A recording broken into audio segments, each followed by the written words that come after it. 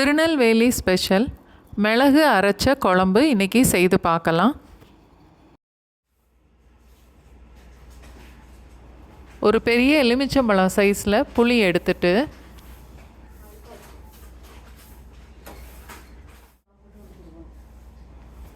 வெதுவெதுப்பான தண்ணியில் கொஞ்ச நேரம் ஊற வைக்கணும்.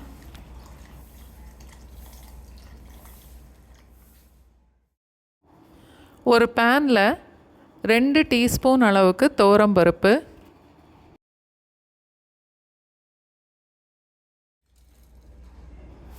2 டீஸ்பூன் அளவுக்கு மிளகு,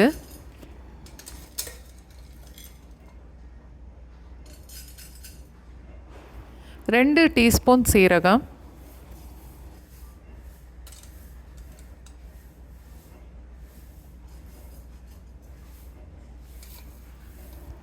1/2 டீஸ்பூன் வெந்தயம், அதோட ஓமம் 2 டீஸ்பூன். நான் இந்த குழம்புக்கு ஓமமும் சேர்த்து வறுத்து பொடி பண்ணுவேன். ஓமம் வாசனை பிடிக்காதவங்க அதை சேர்த்துக்க வேண்டாம்.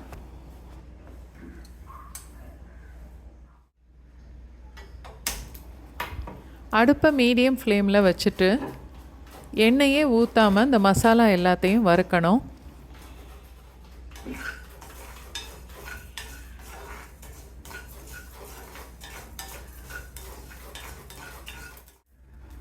இந்த அளவுக்கு நல்லா செவந்து மிளகு சீரகம் எல்லாம் நல்லா பொரியும் போது ஒரு தட்டுக்கு மாற்றிடலாம்.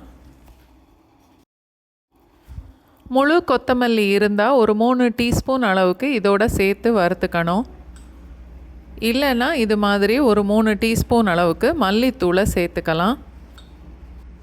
இந்த மசாலா எல்லாம் சேர்த்து மிக்சியில் நல்லா நைஸாக பொடிச்சதுக்கப்புறம் ஒரு 7-8 பல் பூண்டையும் அதோடு சேர்த்து பொடிச்சு எடுத்துக்கணும். இந்த அளவுக்கு நல்லா நைஸாக பொடி பண்ணி எடுத்துக்கணும்.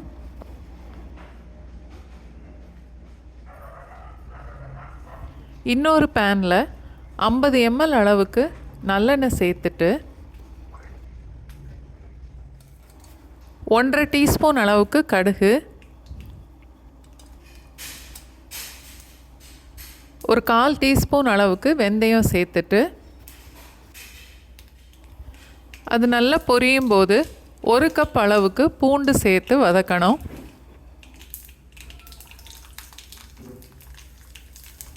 அதோட ஒரு 2 கொத்து அளவுக்கு கருவேப்பிலையும் சேர்த்துக்கலாம்.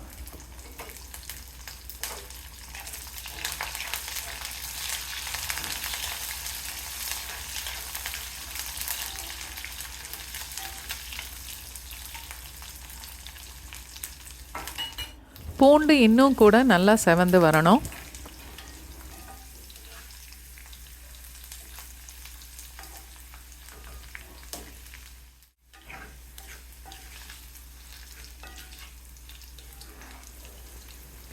பூண்டு இந்த அளவுக்கு செவந்து வந்ததுக்கப்புறம்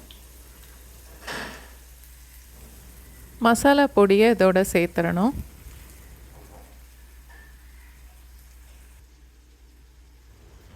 இந்த குழம்பு செய்கிறதுக்கு மஞ்சத்தூள் கொஞ்சம் அதிகமாகவே சேர்த்துக்கலாம். நான் ஒரு 3/4 டீஸ்பூன் அளவுக்கு சேர்க்குறேன். எல்லாத்தையும் சேர்த்து ஒரு 30லேருந்து 40 செகண்ட்ஸ் வரைக்கும் வதக்கிட்டு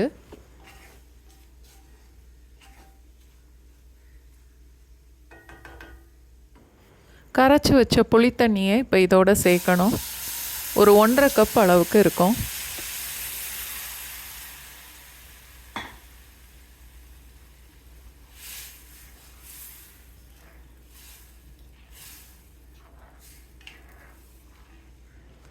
குழம்புக்கு தேவையான அளவுக்கு உப்பு சேர்த்துட்டு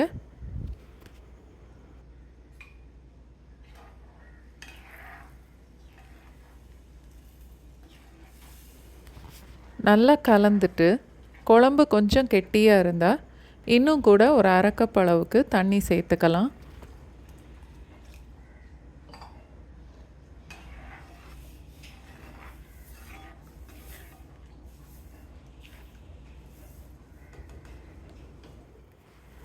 குழம்பு இந்த மாதிரி நல்லா கொதிக்க ஆரம்பித்ததுக்கப்புறம் மூடி போட்டுறணும். அடுப்பு மீடியம் ஃப்ளேம்லேயே இருக்கட்டும்.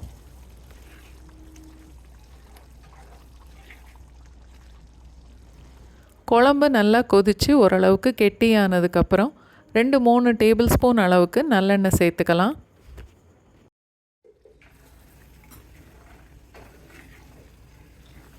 இப்போ அடுப்பை லோ ஃப்ளேமுக்கு மாற்றிடணும். மூடி வச்சே கொதிக்க விடலாம், இல்லாட்டி வெளியெல்லாம் தெறிக்கும். குழம்பு நல்லா கொதித்து கெட்டியாகி இது மாதிரி மேலே எண்ணெய் தெளிஞ்சு வரணும். நல்ல சூடான சாதத்தில் 1 டீஸ்பூன் அளவுக்கு நெய் போட்டு ஒரே 1 டீஸ்பூன் இந்த குழம்பும் போட்டு சேர்த்து சாப்பிட்டு பாருங்கள்.